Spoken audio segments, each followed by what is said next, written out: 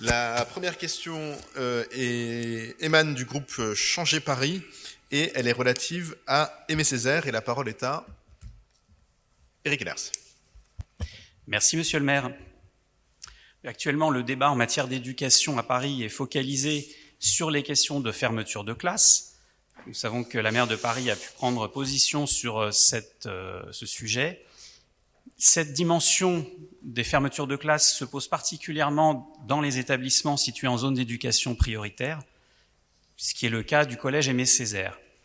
Donc cette question est née des échanges que j'ai pu avoir en tant que représentant de la mairie du 18e arrondissement lors du dernier conseil d'administration de cet établissement.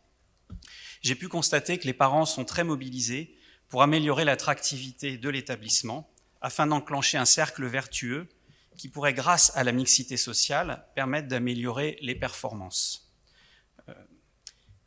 Toutefois, cet aspect relève du rectorat de Paris, nous en sommes bien conscients.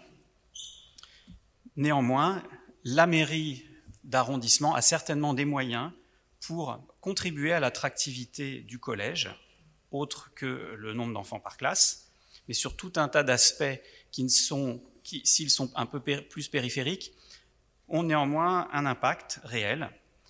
Notamment, celui que nous avons pu identifier avec les parents, c'était celui de faire savoir ce qui se fait dans ce collège, donc de tout le dynamisme qu'il y a et qu'on ne va pas voir avec des chiffres. Donc, des parents qui vont devoir inscrire leur enfant, ils vont regarder, ils vont se renseigner, ils vont voir que les chiffres sont peut-être pas à la hauteur. Par contre, s'ils savent que le collège a entrepris beaucoup d'actions, qu'il fait beaucoup de choses, ils vont peut-être se dire, finalement, ça vaut le coup de tenter et d'essayer de mettre mon enfant. Donc nous nous mettons dans cette logique-là pour que, par cet aspect-là, on inverse la tendance qui pourrait être naturelle. C'est un phénomène qui s'est observé sur d'autres établissements, donc c'est très encourageant. On a le cas dans le 18e, j'ai eu des échos sur un établissement qui était resté longtemps considéré comme très en difficulté et qui regagne de l'attractivité. Les gens commencent à nouveau à dire tiens, je vais mettre mon enfant dans cet établissement. Donc là, il s'agit d'essayer de faire la même chose avec Aimé Césaire. Et donc, encore une fois, en tant que représentant, c'est pour pouvoir apporter une réponse, pour pouvoir dire que pourrions-nous faire, que ce que la mairie pourrait faire. Ce qui a été identifié, c'était le site internet. Il a été dit que le site internet était un peu délaissé parce qu'il n'avait faute de personnes pour s'en occuper, faute de compétences. Et donc là, peut-être que la mairie pourrait faire quelque chose. C'est une des questions que je vous pose. Mais il y a peut-être beaucoup d'autres choses. Vous pourriez nous faire partager votre expérience pour ce qu'une collectivité comme la mairie du 18e et plus généralement même la collectivité parisienne pourrait faire en faveur de cet établissement. J'en profite pour remercier et encourager le principal du collège, ses adjoints et toute son équipe éducative et administrative, ainsi que les parents d'élèves qui sont très impliqués dans cet objectif qui est important pour nous tous. Donc en attendant vos lumières, je vous rends la parole et je vous remercie. Merci beaucoup. Karine Roland.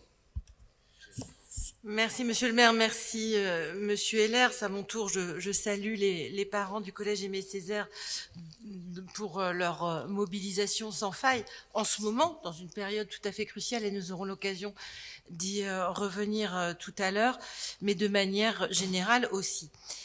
À mon sens, le collège Aimé Césaire ne manque pas d'attractivité. D'ailleurs, son profil sociologique évolue à mesure que le quartier évolue. Alors oui, l'indice de positionnement social reste bas, ça ne veut pas dire qu'il n'est pas attractif, ça ne veut pas dire qu'il ne fonctionne pas bien. Et s'agissant de cet établissement, nous sommes à ses côtés, comme nous sommes aux côtés de chacun des 11 collèges du 18e arrondissement, pour faire en sorte qu'ils vivent au mieux dans son territoire, dans son quartier, que les élèves qui ont vocation à y aller y aillent effectivement.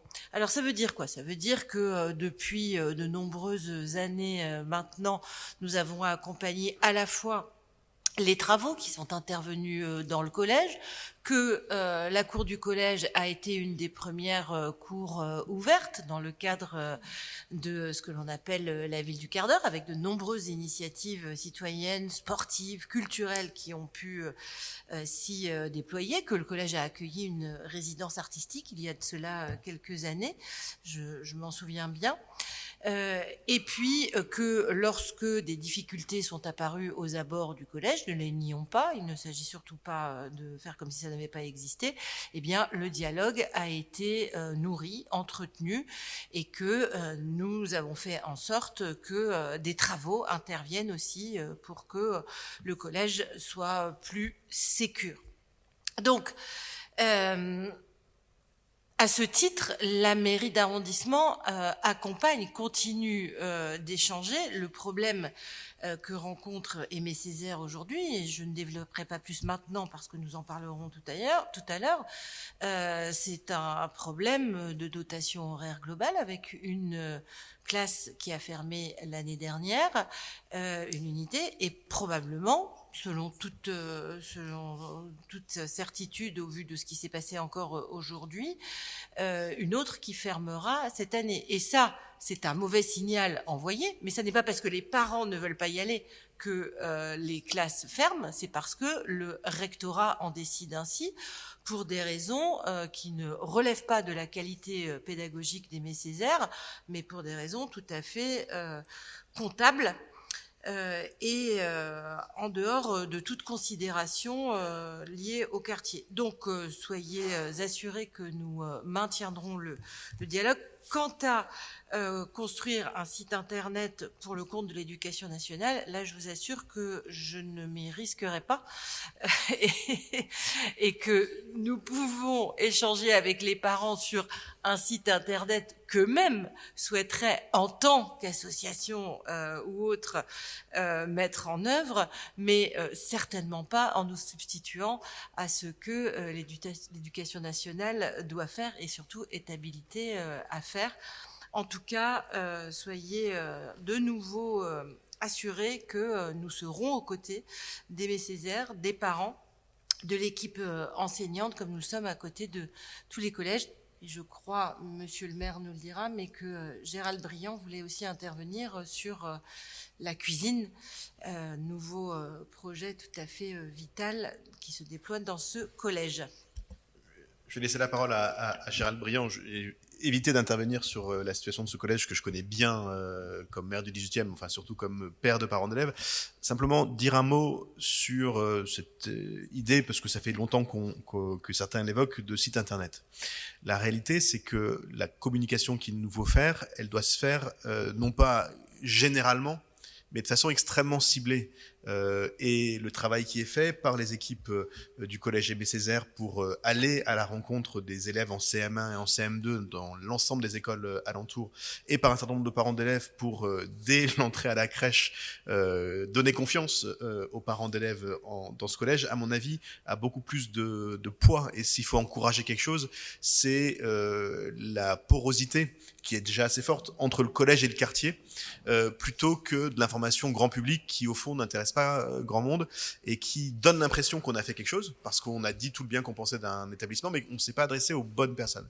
Et je dois dire que l'évolution qui est liée d'ailleurs à l'évolution sociologique du quartier, quand on voit les prix de l'immobilier au sud de la Chapelle, on se rend compte que évidemment la population change. Cette évolution, elle se voit aujourd'hui dans le collège, et si on regarde les divisions les plus jeunes, et notamment les 6e et les 5e, on est sur une forme de mixité un peu différente que les plus grands. Et du coup, cette décision absurde, de mon point de vue, et brutale du rectorat de fermer une division supplémentaire à Aimé Césaire, elle va complètement à l'encontre de l'ensemble de ce travail pédagogique qui est fait par les parents d'élèves et beaucoup par la direction et par les profs. À Aimé Césaire, les profs vont dans les classes de CM2 et dans les classes de CM1 pour parler de ce qu'ils font. La prof d'allemand, elle fait tous les CM2 du quartier pour leur dire « venez à Aimé Césaire faire de l'allemand ». Et si en même temps, on a un discours complètement contradictoire du rectorat qui vise à supprimer des moyens, alors on se retrouve avec quelque chose qui est incompréhensible pour le grand public. Mais je m'égare, j'avais dit que j'en parlerais pas, donc j'en parle pas. Gérald. Oui, vous demandez, monsieur Ehlers, ce qu'on peut faire. pour Aimé Césaire en tant que mairie d'arrondissement. Donc il y a une chose que nous pouvons faire et que nous avons lancée, c'est la question de commencer la réforme des cantines et la mise en régie à Aimé Césaire. Donc Aimé Césaire accueille aujourd'hui une cantine en son sein où on fabrique en liaison chaude des repas chaque matin. Et maintenant, depuis, c'était la semaine avant les vacances, donc ça a commencé. En plus, maintenant, nous livrons les établissements aux alentours. Donc, il y a 160 repas qui sont faits chaque jour au sein pour les collégiens et 400 repas destinés aux établissements à côté école. Donc c'est une première qui séduit, où il y a une vraie appréciation. D'ailleurs, bon, on a tout simplement plus de gens qui s'inscrivent à la cantine, donc c'est un petit peu comme ça qu'on peut le juger. Donc aujourd'hui, on lance, c'est fer de lance. Qu'on ait choisi Aimé Césaire, c'est évidemment parce qu'il y avait un collège, mais ce qui nous paraissait important aussi, c'est ce collège-là particulièrement. Pourquoi nous avons décidé d'y investir. Donc c'est une priorité.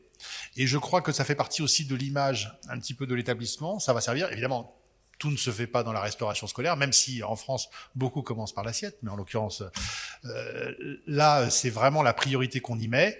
Et je pense que même c'est une carte de visite parce que maintenant, on le voit à travers les établissements qui sont servis par la cantine d'Aimé Césaire, mais il y a une vraie satisfaction et ça devient aujourd'hui, voilà, il y a un bouche à oreille qui se fait dans le quartier sur le fait qu'aujourd'hui, voilà, c'est un collège où on mange bien, voilà, et que ça change un petit peu de l'ancienne délégation de service public qu'on avait avec la Sogeres. Merci beaucoup. Éric Henners. Oui, merci beaucoup pour vos réponses. Voilà, cette question était vraiment posée de manière très ouverte pour... sans a priori, sans aucun a priori. Effectivement, la question des effectifs par classe, je l'avais un peu éludée parce que sachant qu'elle n'était pas sur notre domaine de compétences, mais elle est réelle et bien entendu, nous soutenons cette démarche qui consiste à réduire les effectifs. Les parents ont d'ailleurs une interrogation qui est l'avenir de la fréquentation de l'établissement suite à l'ouverture, à la création de nouveaux logements dans le quartier, et de savoir quel serait l'impact sur ce collège. Peut-être que ça augmenterait le nombre d'élèves, et donc ils ne voudraient pas que ça alourdisse les classes. Donc, peut-être aussi là-dessus, pourrez-vous nous apporter en son temps des éléments, mais je vous en fais également l'écho. Et bien évidemment, je transmettrai, si j'en ai l'occasion, lors d'un prochain conseil, les éléments que vous m'avez remis et dont je vous remercie. Et notamment aussi sur la cantine. Merci. Merci beaucoup.